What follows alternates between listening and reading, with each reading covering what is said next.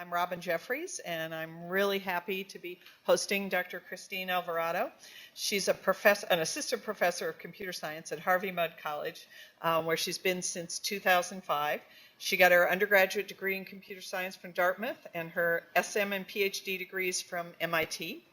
Her research interests are at the intersection of artificial intelligence and human-computer interaction. She focuses on building robust, free sketch recognition-based interfaces and exploring how to resolve the user interface challenges associated with those interfaces. And the reason she's here today is, in addition to her sketch understanding research, she's actively involved in outreach efforts to increase the number of women in computer science, which is a topic near and dear to Google's heart, and in designing novel introductory computer science curriculum that appeals to a broad scientific audience. In 2005, she helped redesign Harvey Mudd's introductory CS course, and this revision has helped quadruple the number of women majoring in CS over the last 5 years. Thank you, Dr. Alvarado. We're looking forward. Great. All right, well, thank you so much. I'm excited to be here. And I'm going to tell you about the practices that we've put in place at Harvey Mudd College that have really changed the face of computer science. It's been a really exciting time to be at Harvey Mudd. This is joint work with some of my colleagues. Their names are there on the slide: Zach Dodds, Jeff Kenning, and Ronly Biskin-Hadas. So I want to start with this graph that probably many of you have seen. This is a graph of data compiled by the Talby survey of the percentage of women doing a computer science undergraduate major. And the numbers run up to pretty recently, so the most recent year is the class of 2009, graduating class of 2009. And you can see that the numbers look pretty bleak. So the percentage of women getting a degree in computer science back in the early 2000s was up around 20%, and now we're down to close to 10%, which is not very good. Why is this not good? Well, if this is a subject near and dear to Google's heart, I'm sure you all know why this is not good. There's a huge pool of talent out there that we're not tapping into, that we'd really like to tap into. That pool of talent is also deep at Harvey Mudd. And up until the year 2009, we weren't doing any better than the national average. So our numbers, major numbers, looked like this. So what you see there, the blue line with the triangles, that's the percentage of women computer science majors at Harvey Mudd. That green line up there with the squares, that's the percentage of women per class at Harvey Mudd College in general. So we do run a bit less than 50% women at the college. So these numbers are a little bit tempered, and we fluctuate quite a bit from year to year in terms of how many women are in a particular class. So that was the story until 2009, until graduating class of 2009. Then things started to turn. So in the graduating class of 2010, actually I think this is 2009, it's 2010 and 2011, what you see is a sharp uptick in the number of declared women majors in computer science and the percentage of our computer science majors. And in fact, if you look at the blue line compared to the green line, you'll see that that blue line is starting to track the green line. In other words, we're getting about the same percentage of women in the computer science major as there are percentage of women at the college. So that's great. These numbers go out a little further, and I showed you this uptick first before I showed you this. We're starting to fall off just a bit with the current sophomores and juniors, but this isn't too bad. You can see we're still tracking that green line pretty well. So all in all, like I said, it's a very exciting time to be at Harvey Mudd because we're getting a lot of women in our computer science major. And so I want to tell you now about the 3 things that we did back in 2006 that we believe account for this change. So the 3 things we did was, the first thing, and most important thing, I think, is we introduced a new introductory computer science course nicknamed CS for Scientists. I'm going to spend the majority of the talk telling you about that course. The next thing we did is we started taking trips to the Grace Hopper Celebration of Women in Computer Science. And rather than taking juniors and seniors, already declared majors, to the conference, we decided to focus mainly on first-year women who had just come through the door who weren't decided on their major yet. We offered them free trips to the conference to see what computer science is really all about. And the last thing we did was we started offering summer research opportunities for women after their first year, so women who had only had maybe 1, maybe 2 classes in computer science. So I'll start, like I said, and spend the majority of my time talking about this new introductory computer science course that we created. Before I do that, I want to give you a little bit of background on Harvey Mudd. It's a bit of a quirky place, as some of you know, because you've been there. It's a 4-year undergraduate school, and it's very small. We have about 750 students, about 190 students per year. All of our students are focused in the sciences and engineering and math. So every student is a science, engineering, or math major. We don't have humanities or social science majors at the school. There aren't many electives during the student's first year, and in fact, during the student's first 2 years. Students progress through what's called the Common Technical Core, kind of in lockstep. They don't get a lot of choice. As part of that Common Technical Core, all students must take and pass introductory computer science in their first semester. So it's kind of nice. They come in, actually nobody declares their major until their sophomore year, either in the fall or the spring of their sophomore year. So they come in, they get a broad introduction to a bunch of technical fields, one of which is computer science. This little graph here shows kind of the breakdown of the percentage of majors chosen by students at the college. So I know the text is a little hard to read, but the green wedge here is computer science. So about 15% of our students, overall, choose to major in computer science. And up at the top, you see some of the quirks of the college. That's our mascot, Wally Wart. He's actually a concrete block patterned after the architecture of the college, which consists of these buildings with these crazy warts on the side of them. So it's a quirky place. I want to now tell you about what our introductory computer science class, which the number is CS5, so I'll refer to it as CS5, what the course used to be. It used to be a very, very traditional programming course in Java. So it kind of matched the AP computer science course. But we like to think it was actually more fun than your traditional kind of dry programming course. We had a lot of really cool, fun assignments. So for example, we had students implement some abstract art using combinations of colors of the letter L, and it was sort of fun. Students kind of liked this. And they implemented a text-based version of the game Lights Out. So we tried to put a lot of spirit, engagement into this course. And what we found was that students really loved this course, or at least some students did. So students who already loved computer science really loved this course. But what we found was this was not changing anyone's mind about the discipline. People who loved programming coming in loved programming going out. People who didn't care for programming going in really didn't care for computer science coming out. So we saw this as a problem. In particular, there were several specific problems we noticed about this course. So it reinforced the conception that computer science is all about programming, first and foremost. It didn't expose students to the breadth and beauty of computer science, of the full, broad spectrum of the discipline. It only had modest links to the practical use of computer science in other STEM disciplines, which our students care deeply about. And it didn't expose students to computer science applications in society. And we believe, Somebody on one of the remote sites isn't muted, and we're getting a fair amount of feedback. Can you all check and make sure that you're really muted? Thanks. All right. So for these 4 reasons, we believed that that was why not a few women were choosing to take our second course in computer science. Now enter the transition. So in 2005, we redesigned our CS5 course. And I want to tell you, before I tell you about that redesign, I want to tell you how it impacted the students. So this data that I'm going to show you is from a survey that I'll talk about later in the talk. But just as a teaser, this is what the impact the new version of CS5 had on the students. So after the new version, we got comments like, I hadn't had any prior direct experience with programming, but with just a couple of weeks of CS5, I realized it's a path I want to continue on. So these are all women students, by the way.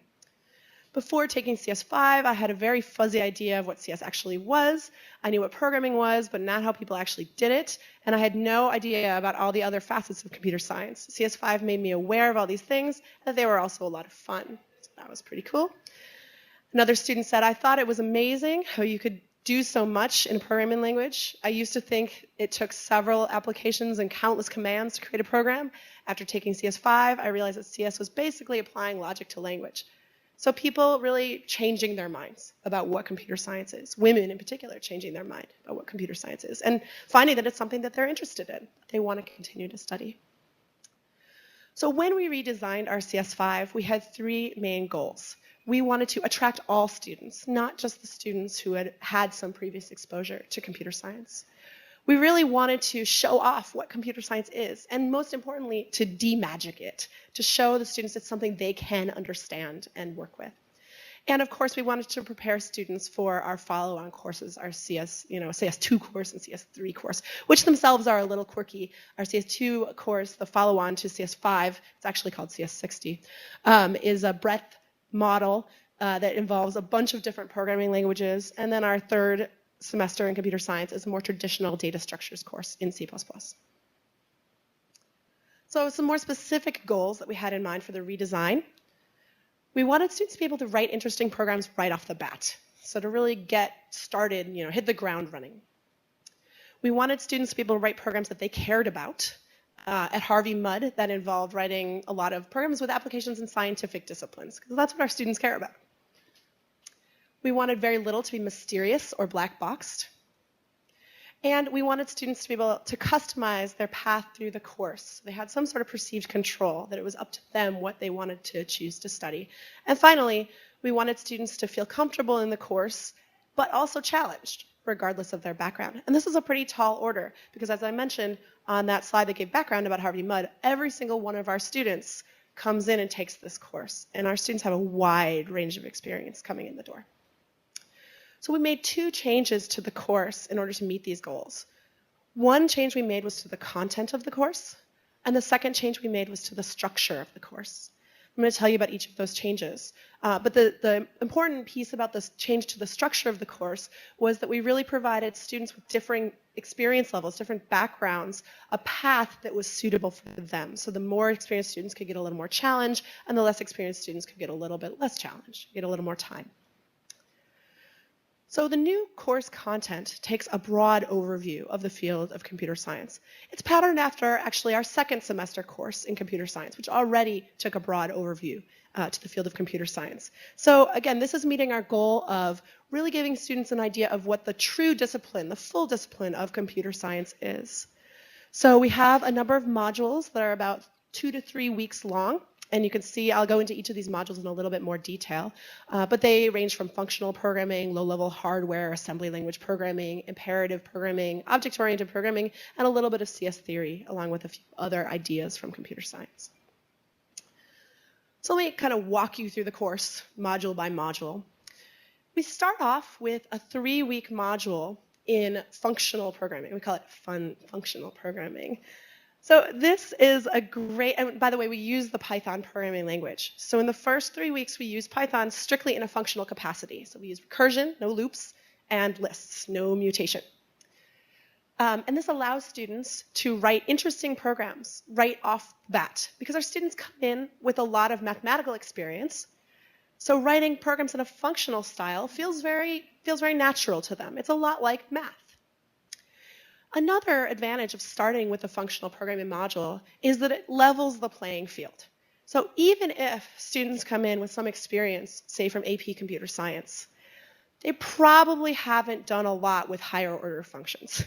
So some of this stuff, it's pretty much all new to everybody. And regardless of their background, everybody feels kind of challenged by this material. We do a number of applications to science and mathematics. So we have an application, a numerical integration application.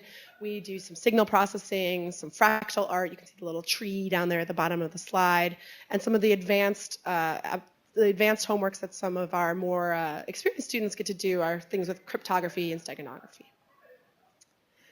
In the next module, kind of get away from the high-level abstract and dive way down deep to the guts of the computer. So we teach students about how a computer is organized at the very low level. We start with a very short module on circuit design, and we look at computer architecture, all the way up to assembly language programming. So students do not only circuit design, you can see this is I believe a 4-bit multiplier here that they design in a package called Logisim. Some students get very creative with their circuit design. So this is just a 4-bit ripple carry adder, but this student has taken some liberties with the wires and made a little picture. So our students are very creative and they have a lot of fun with this. Then they build up on top of this circuitry up to programming at the machine level, so at the assembly language level, in an assembly language we designed specifically for this course. Once we've established the foundations, that gives us kind of a foundation on which to build up back into these ideas of imperative programming, probably the most traditional ideas that would be explored in a Computer Science 1 course. But now, with the understanding of how the hardware is actually implemented, we're free to kind of ground the ideas of variables and arrays in the underlying implementation at the machine level.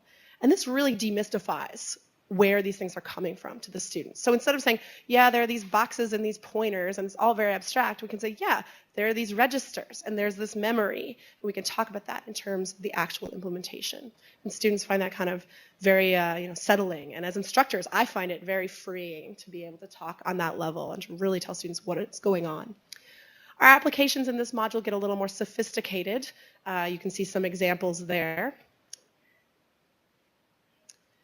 From the imperative programming module, we go on to an object-oriented programming module to even more sophisticated programs. And now we start to introduce kind of higher-level ideas of computer science. So most of the applications in this module are based around ideas from artificial intelligence.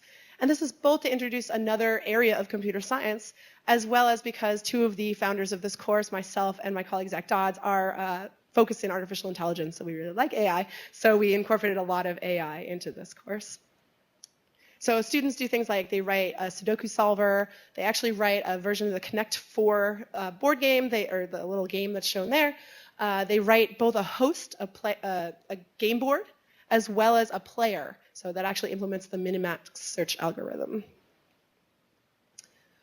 Finally, after kind of going all the way up to object-oriented programming, we step away from programming entirely. And we start talking about what are computers really, and what can they really do? So students know some things they can do because they've been doing these programs the whole semester, but they have never really stopped to think that there might be things that no computer can ever do, no matter what. So we asked them the question, hey, have you ever written a program where you thought it was supposed to halt, or it had some recursion, and you waited a while, and you weren't sure if it was ever going to stop? And maybe you forgot your base case, but maybe it's just going and going and going. And so at what point do you hit Control-C and stop it? And they're kind of like, yeah, I have done that. That's happened to me. And so then we say, wouldn't it be great if you had another program that you could feed your program through, and it could tell you whether or not your program's ever going to stop or not? They say, yeah, that sounds great. Can I have that? And then we say, no, sorry, you can't have that. And then we prove it. And students are they're mystified because they believe that their program, their computer, is limited by their skills.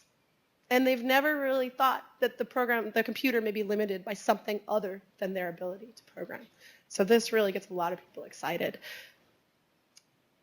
Finally, this is my other area is user interface design. Some years, when we have time, we squeeze in a very short module on user interface design. We read some chapters out of the Design of Everyday Things, and they do a short laboratory assignment where they evaluate the design of their cell phone interface. And they find it to be a very frustrating experience. And they kind of get interested, like intrigued. How do I design a good user interface? What really would be involved in that?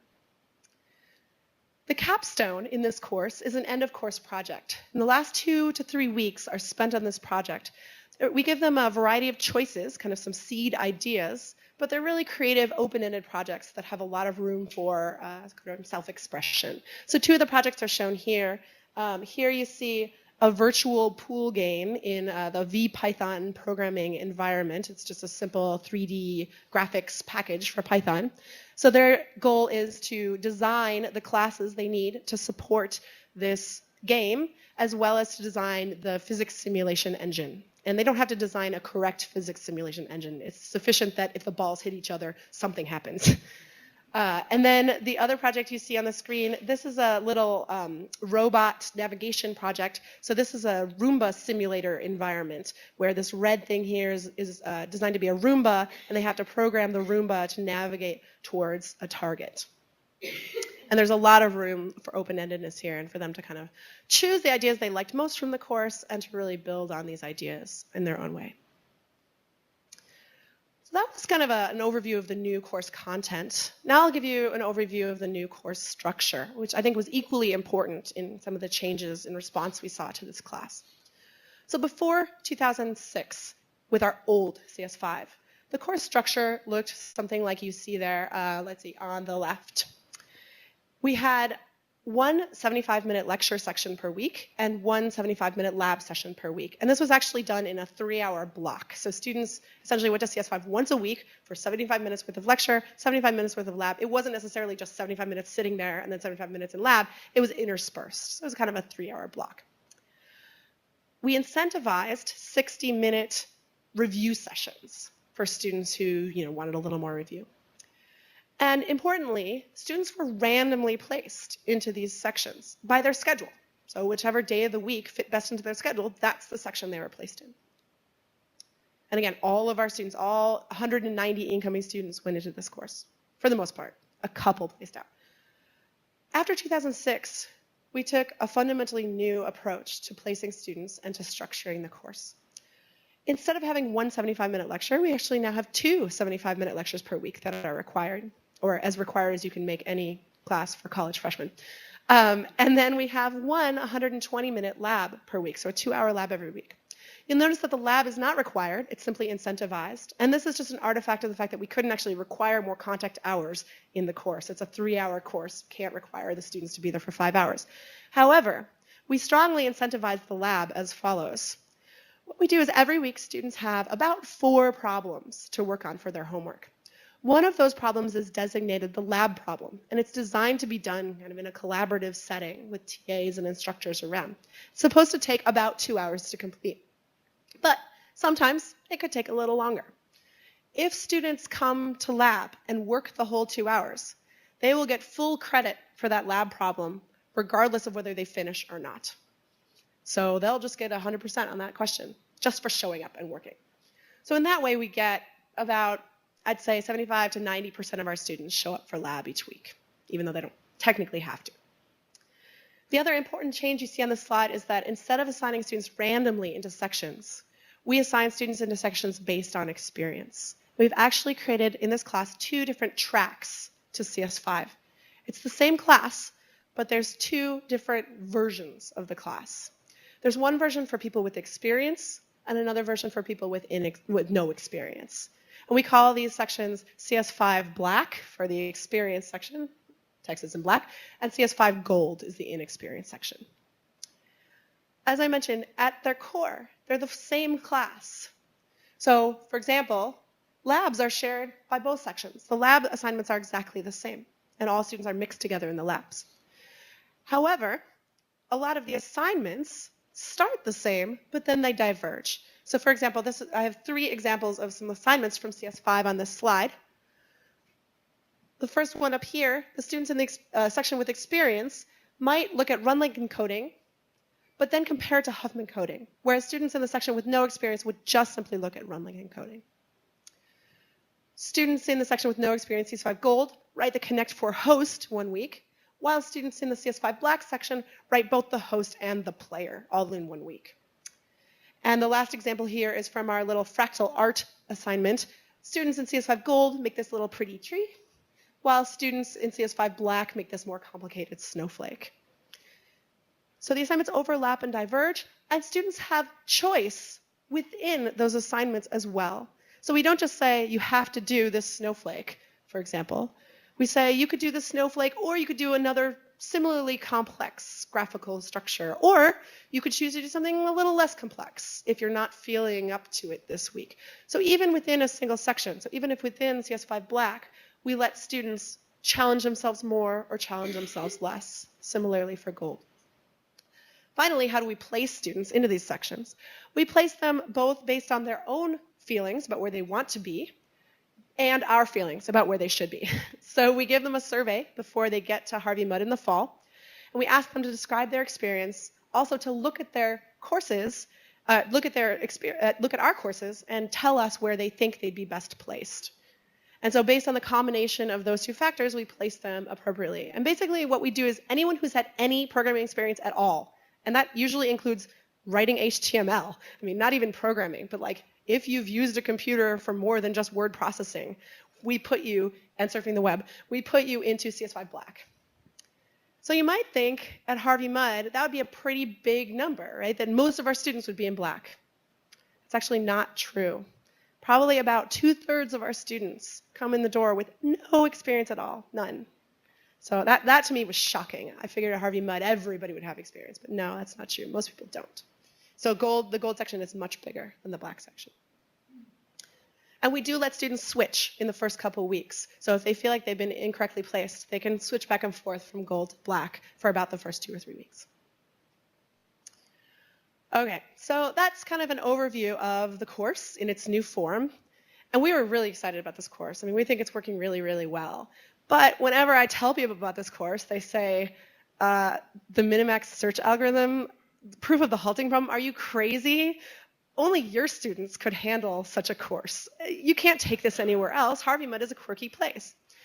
So we acknowledge that, and we really want to try to answer the question, will this work in other contexts? Our students are special in a number of ways. Some of these ways are shown here, and most importantly, they're scientifically focused, mathematically sophisticated, and it's an academically elite group. Moreover, they're college level. Could this work at, say, a high school? So we've just started a project in the last year to take our CS5 course and turn it essentially inside out. So to take those modules that I showed you and mix and match them to create a suite of courses that might be appropriate for other contexts.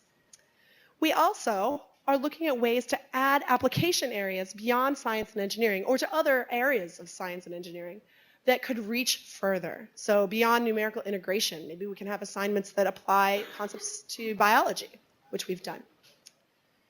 So what we are doing is taking these newly created versions of CS5 and working with institutional partners to offer those versions of those courses at a variety of other schools. Right now, the 3 partners in gold are the ones we're currently working, in bold, we're working most closely with. So the University of California, Riverside, that course is currently underway. I'm actually co-teaching that at the moment. Claremont Graduate University was taught in the fall, and Claremont High School will be taught next fall. So we're learning some interesting things about how well these ideas scale and translate to other contexts. And the answer is some things work really well, other things will require a little bit more thought. And I'd be happy to talk more about that at the end of the talk.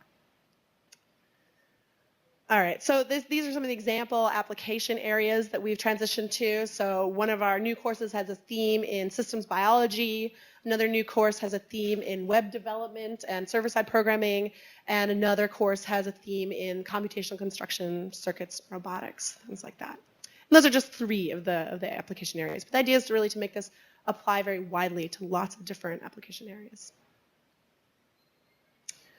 Okay, so that is our new Intro CS course.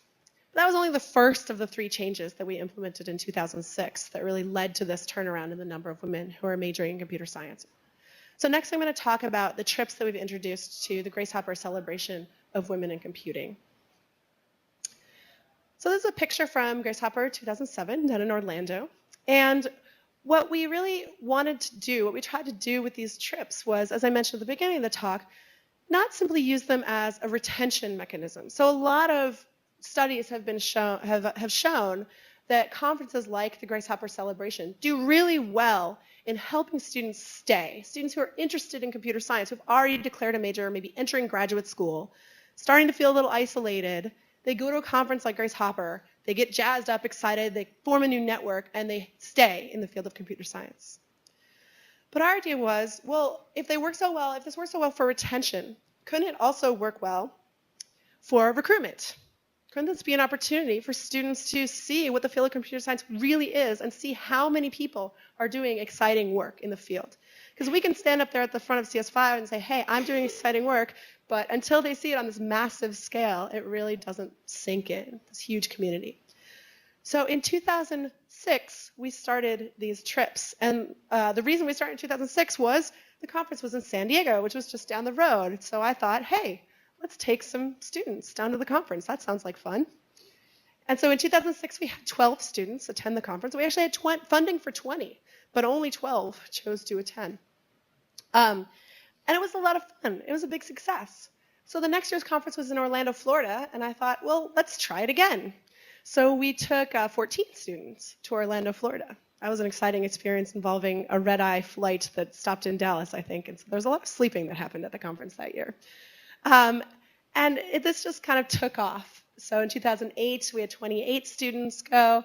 In 2009, we had, 32 students go. And then there were 44 students who attended the conference in Atlanta. And you can see here that the trip is majority first-year students. And these are all women students. So it's majority first year and then some number of upper-class women, both for that retention piece, so to get the impact from the retention, as well as to help manage all the first-year students who go on the trip. We're quite a big group these days at the conference. So how do we recruit for these conferences? Well, quite simply by email and word of mouth. So students actually coming into Harvey Mudd, a lot of them have already heard about these trips and they want to go. In the first 2 years of the conference, we simply sent emails to all the current first-year women and asked them who wants to go on a free trip to this cool conference. We got some excitement, not as many as we had funding for. 2008 through 2010, we sent emails in June, right after students had accepted to come to Harvey Mudd and well before they arrived on campus. We found we got a much bigger turnout when we used this approach. Reason for that is probably twofold. One is they're excited. They're excited about Harvey Mudd. They just accepted, oh my gosh, and here's this professor who's contacting them to go to this conference, and isn't that cool? Yeah, I want to go. The second and more important reason is, in June, they're just finishing high school, and they feel relaxed, and they're happy. They say, yeah, conference. In September, they're in the midst of their first semester at Harvey Mudd College, and they are stressed out, and they cannot imagine taking 2 days away from the school to go to this conference. So by getting them to commit early, we get them to make this commitment, and then they can't get out of it later when they don't think they want to go. But they really do want to go. They don't regret going, so they're glad to have committed early. We select students based on a variety of criteria. So we ask them to write a short paragraph about why they want to go on the trip and their interest in computer science. And we choose a variety of interests and a variety of experience levels. So we choose people who say, I'm not really interested in computer science, but I just want to learn more about technical stuff. Or I love computer science, I've been doing it since I was 5. Both of those are totally legitimate reasons, and we try to get a balance of students. And I should say that we haven't really had to select, because although we've selected some students and then had a wait list, in the end funding has come through for all students to go on these trips. So we haven't yet had to make the hard decisions. So these trips are totally free for the students, which of course raises the question, where does our funding come from? Our funding comes from a variety of sources. This is our funding from 2010. So we have both internal and external funding. The CS department at Harvey Mudd has been generous. Our president has been very generous. Our president, Maria Clave, cares deeply about these things. Google's own Kathy and Alan Eustace were extremely generous this year and provided the majority of the funding for the trip, and that was wonderful. And we have a consistent gift year after year from IBM Almaden Research Center. So this is how we fund these trips. And they're not that expensive. I'll talk about it. It ranges from about $500 to $800 per student, depending on where the conference is. So it's not an overwhelming amount. Interest in these trips is infectious, and the ideas that come out of these trips are really infectious. So this is a picture of our trip to Tucson in 2009, and this student right here, her name is Vivian. And she got so excited about these ideas that she learned at the conference that she not only continued taking computer science courses, but she went back and she wrote her humanities paper on this issue of women and girls in math and computer science. So she was so inspired that she undertook this research project to really try to get at the root causes of this issue. So those trips are a lot of fun, and I've gone every year, and it's a blast.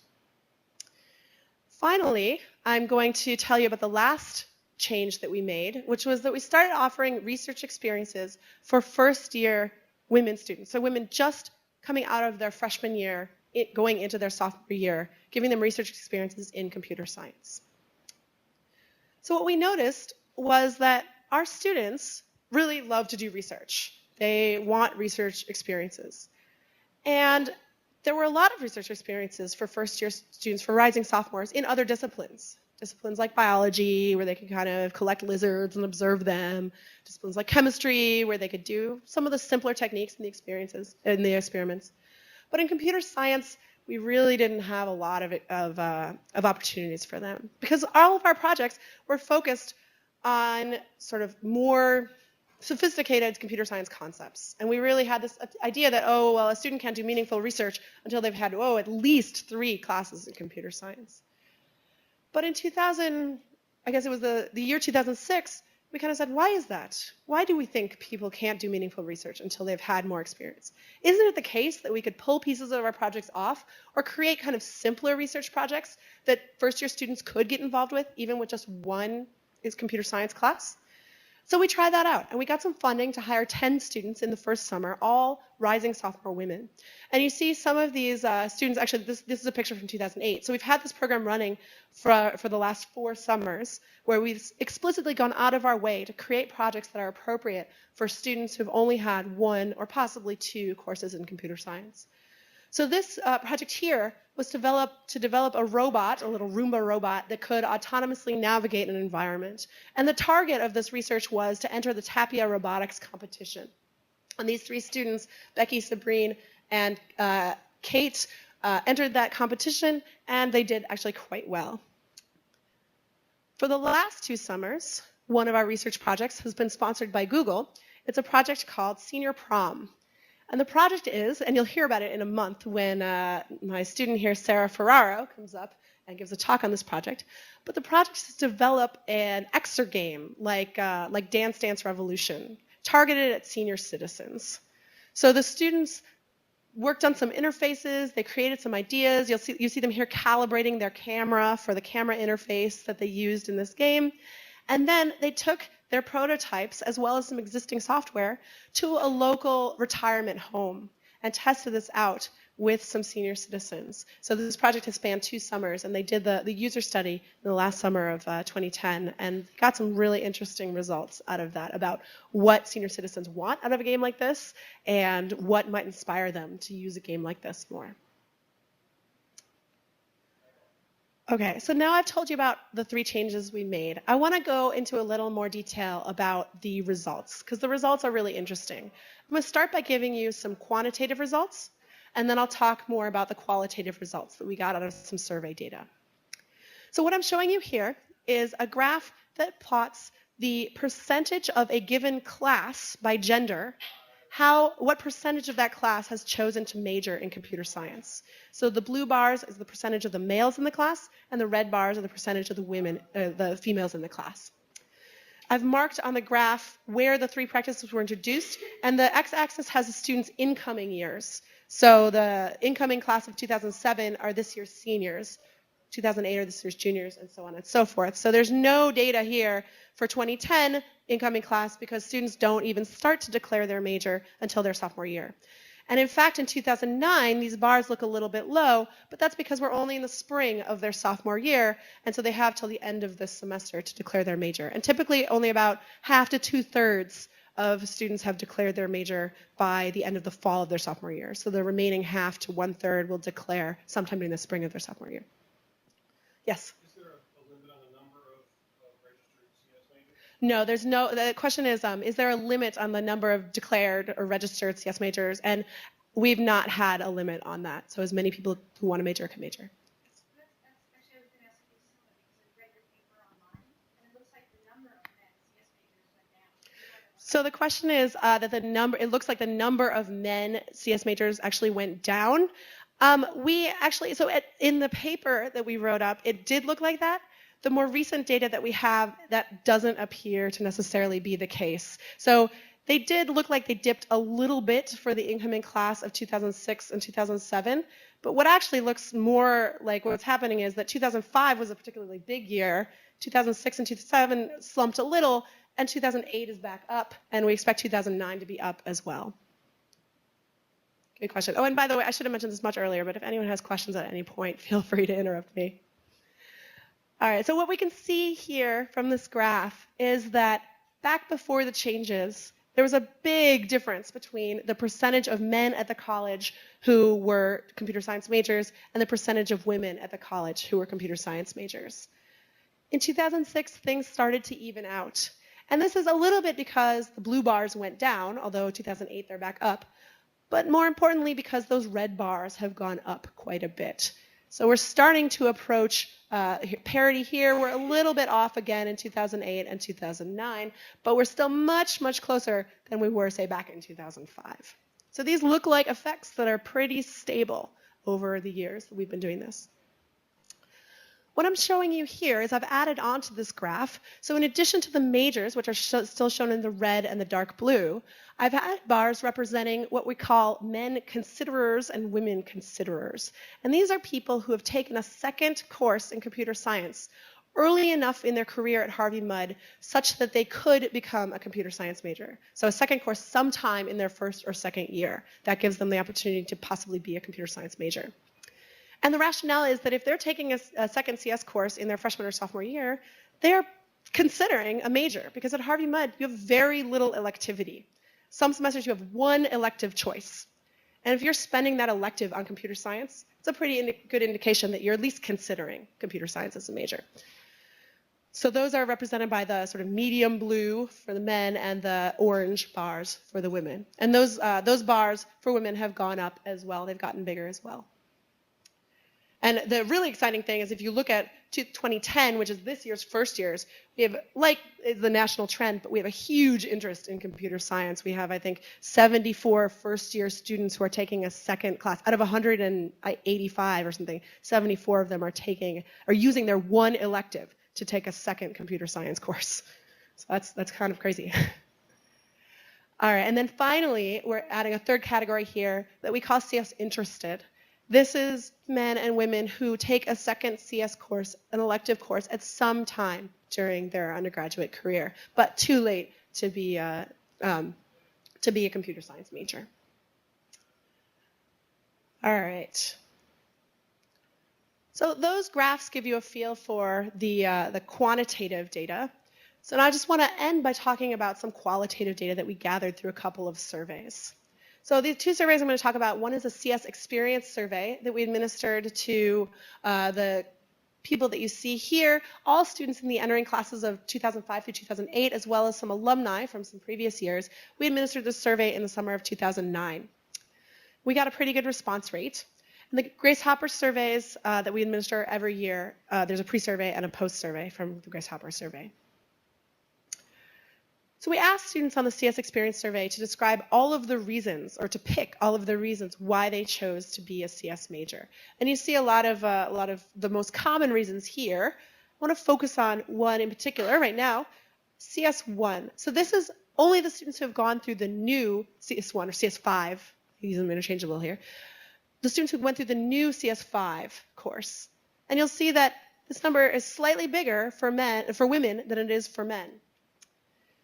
And if we narrow down and ask students what the single most important reason for choosing a computer science major is, you'll see that while experiences before college was still the #1 reason for both genders, CS1 is a huge reason for a lot of the women. So it really was changing people's minds about what computer science was and causing them to think about being a major.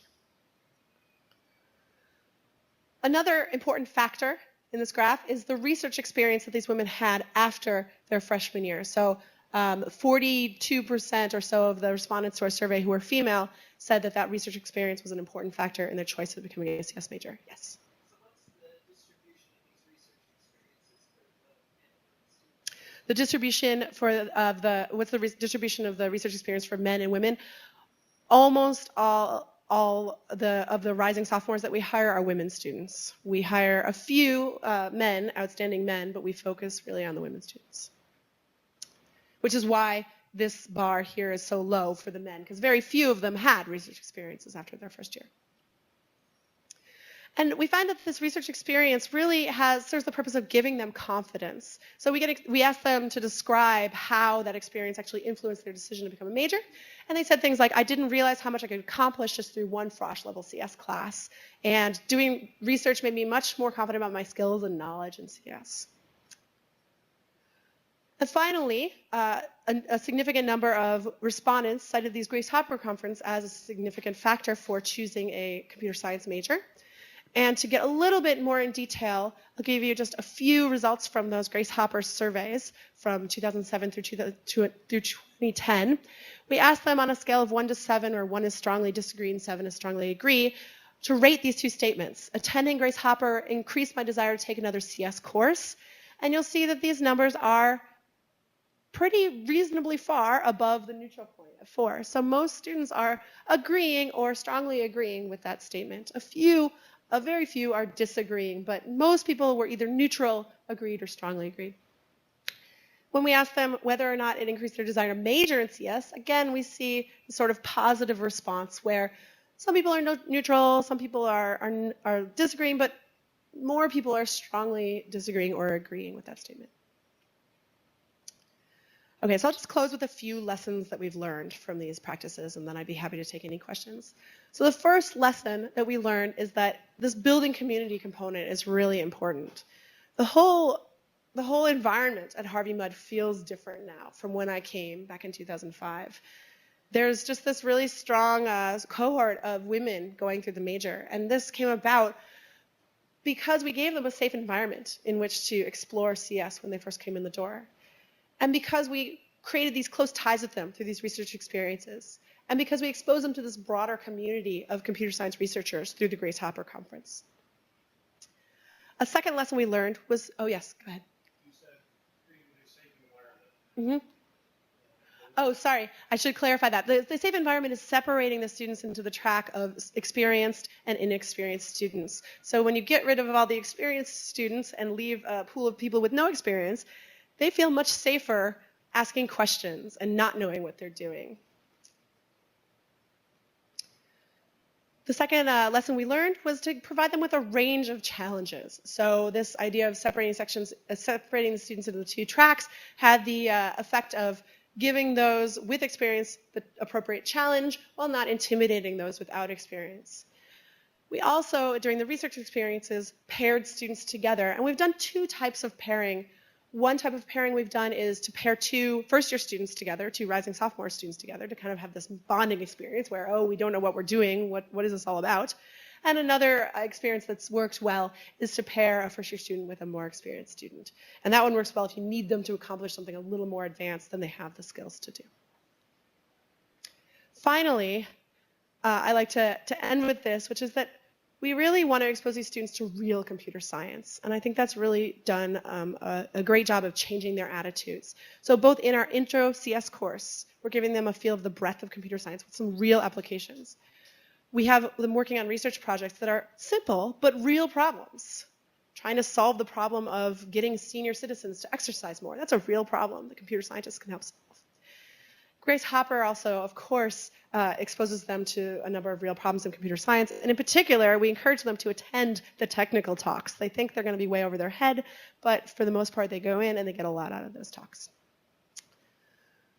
So I hope this is the start of a new era. I hope that we won't see this line diverge too far from this green box. And in fact, I should have put this on the slide. Our incoming class of 2010, the percentage of women is 51% in that class. It's the first time we've ever been over 50%. So we've got a great opportunity there. And if you'd like to learn more, in particular about our Intro CS course, you can go to this website here, and I'd be happy to take any questions.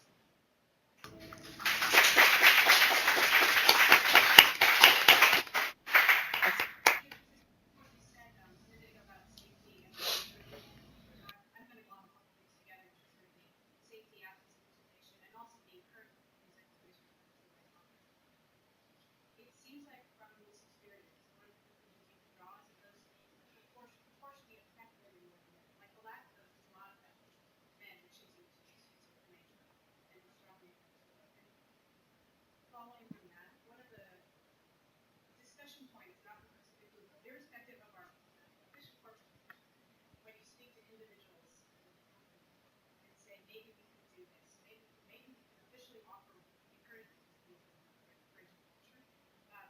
women more than men. And the answer individuals often get back is, well, I didn't need that to get to this point. Why should anyone else?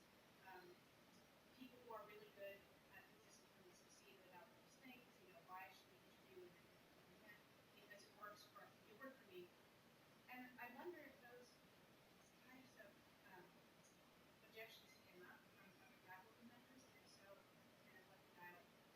Okay. I'm going to do my best to repeat that question. So the statement was made that that these sorts of encouragements and giving women, maybe added encouragement, they disproportionately affect women over men. So women respond more to encouragement, say, than perhaps men do. And then so did we get any pushback about giving this sort of unequal treatment? So perhaps focusing more on women, giving them more encouragement than we're giving our men students. And I'll sort of answer that in two ways. One is that, surprisingly, we didn't get any pushback. Harvey Mudd is an incredibly supportive, open place, and their goal is to welcome as many students into computer science as possible. And they have no problem. They have no problem giving students. We're sort of a personalized place. We treat every student on a one-on-one basis. So it wasn't like we were encouraging women per se. We were encouraging, Alice, and we were encouraging Meg, and so it was really just sort of a more personal thing. But I could respond with my own reaction to that statement. I feel like some of the pushback that you get on this is, yeah, I succeeded even without that, and the very good women succeed even without that. I would argue that some very good women succeed even without that.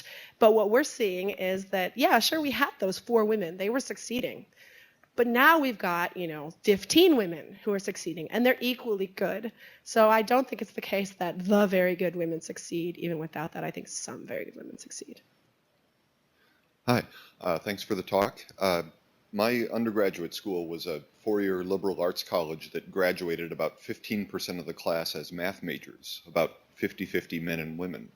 And the professors credited that to kind of 2 effects. One was that once it got started, for whatever reason, it kind of became self-sustaining, as the new students learned from the more experienced students that this was a cool thing for both men and women to major in.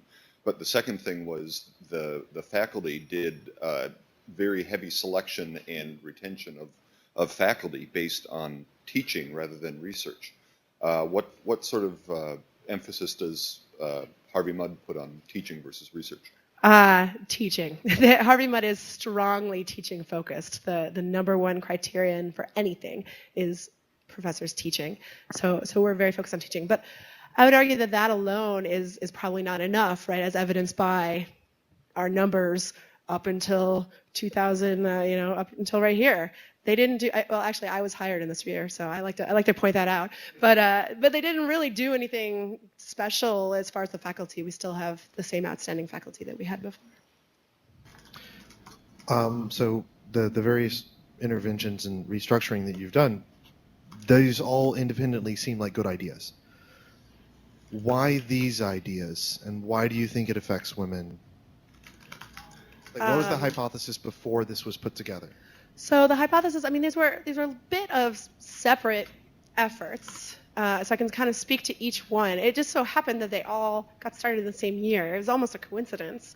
I guess that's where our minds were that year. It started with the redesign of CS5, and we didn't specifically go into it to attract more women. What we wanted to do was give all students a better understanding of computer science and make it a more pleasant experience for any student who didn't have experience coming in the door. And that just sort of, by extension, happened to affect women more than it did men. And then as far as the trips to Grace Hopper, again, when I started those trips, they really were designed for both genders. And we had a few men who went the first year. Just to give them, I just thought it was a kind of a cool conference that they could see what computer science really was. And it kind of took off for the women more than it did the men. The women got a lot out of it, and the men were sort of like, that was sort of scary. I don't know if I want to go back there. So, yeah, and then the research experiences, that one was targeted specifically at women.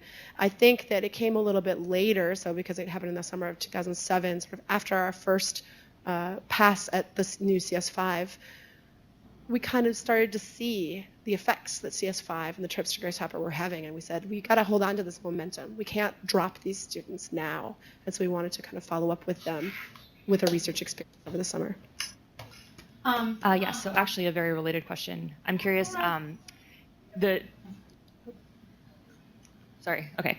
The difference between some of the things you tried is that the things like separating experienced and inexperienced students, that has the effect that it could address other minorities, right? People who are underrepresented who aren't women in computer science. Whereas, research just for women after the first year doesn't have that effect. And so I'm curious whether there's actually sort of a long-term plan to try to investigate more of these things that actually could affect other demographics as well. Yeah, that's a really good question. I would love to implement these practices more broadly, not just for women, but for other underrepresented groups. The sad reality is that at Harvey Mudd, it's not a good place to experiment with that sorts of thing because we just have so few underrepresented minorities at all in the student population. But, so this is one thought that I had. So the trips to Grace Hopper, actually, they've gotten out. People know about them before they come to Harvey Mudd. So students who apply to Harvey Mudd know about these trips. And I actually did a survey this year and found that they were a significant factor in a number of women's decisions to come to Harvey Mudd. So my thought is that if we can start a similar buzz for, say, a trip to the Tapia conference, that maybe the word could get out about that, and that might become a drawing in factor for some other minority groups. Oh, Tapia is the celebration of diversity in computing. It's a sort of, it runs, I think, every 3 years, so it's not as frequent as the Grace Hopper celebration. How do I? Hi. Hello. Hey. We're here in New York, and my question is about the chart. It also showed that women, it was a higher proportion that they marked that their interaction with faculty was important for their decision to go into computer science. Do you think that had to do with the research experience, or did something else change that would make it different between the men? That's a good question. I actually hadn't thought of it in terms of their research experience, that those two are probably conflated. But yeah, I think that's actually very likely that they are citing their experience with the faculty in a research advisory capacity. But I also think that probably for women, these sorts of personal interactions that I was talking about at Harvey Mudd, they're very common to Harvey Mudd, but they might disproportionately affect women. So while professors are interacting with men and women kind of the same, the women might be more affected by that. Mm-hmm. Thanks. So, go ahead. Okay. So, do you find the faculty there find after they get used to teaching this new format class that it is more overall effort required to teach the new format than it was to teach the old? Is it something you have to devote additional intensity to as a teacher?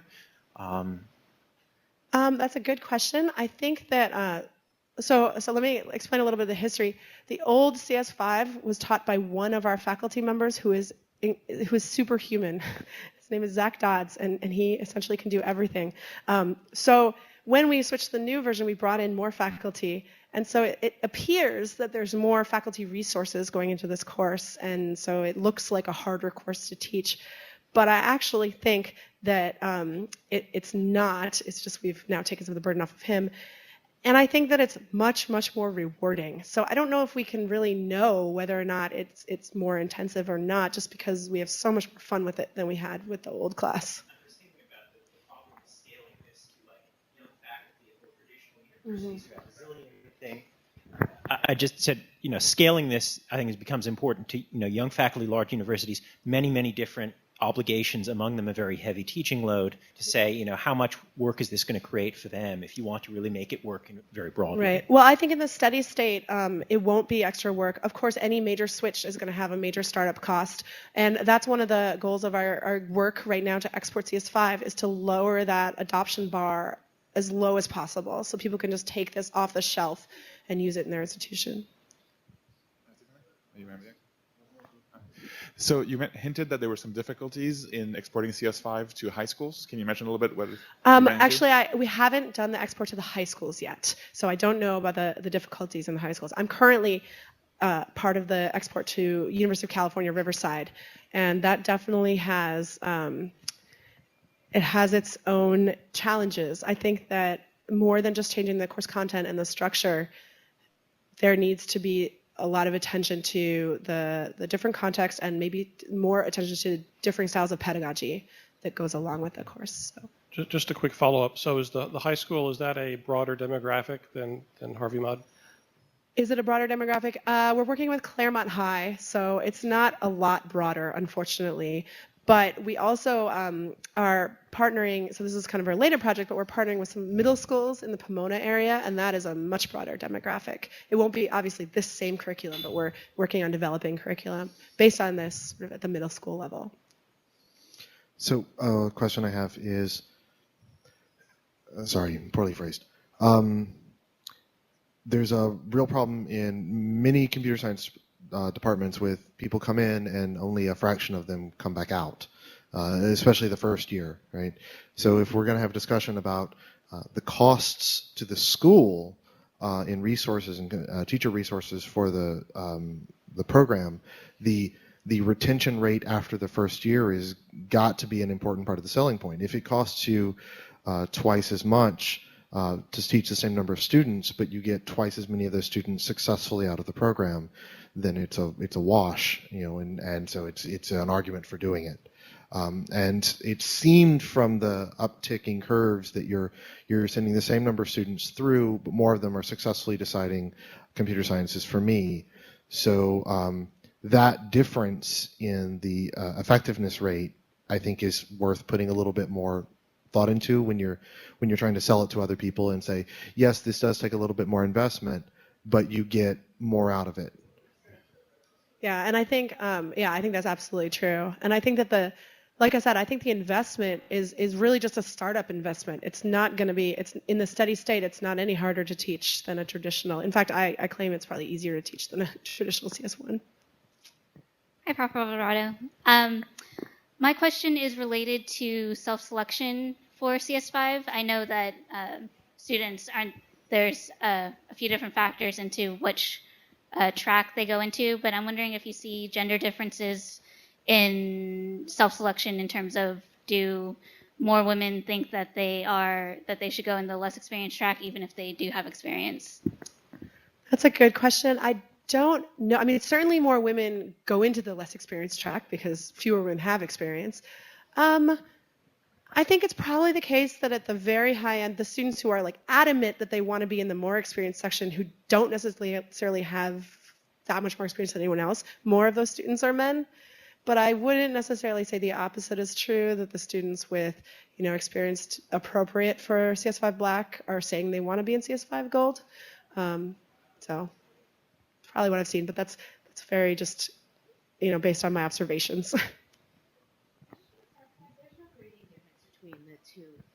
Is there any kind of grading difference between the two tracks? The grading difference, it's hard to answer that question. I mean, the students are doing slightly different work. So the CS5 Black students are doing a little bit more, and it's out of the same total number of points. They're still being graded kind of on the same scale. They just have to do a little more stuff. The way I like to think about it is it's sort of like an honors version of the course and a standard version of the course. And I should also note that in the first semester at Harvey Mudd, courses are graded on a pass, high pass, no credit scale. So that kind of washes out a lot of the subtle differences you might see on a full letter scale.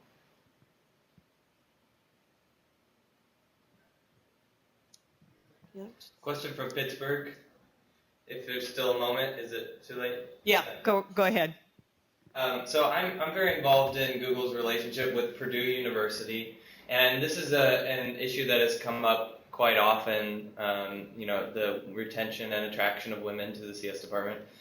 And so I'm particularly interested in how it can be applied to Purdue and other universities who I'm sure have the same questions, even though they don't have the same kind of properties of being, you know, fully focused on science and having the same kind of demographic. I know you're working with another school right now, you said. Is there anything you would recommend as far as next steps for someone like me to try and help see some of these differences at Purdue or some other university?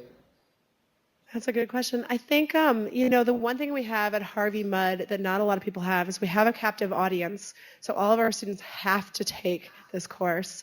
So I think the most important part of this is getting students in the door. So I think at a school that doesn't require all of their students to take a CS1 course, you need to kind of work on the pre-CS1 efforts, so the letters to incoming students, really upselling the course, really strongly recruiting these people from these underrepresented groups into the course. And then once you get them in, I think the course can have some of the same effects.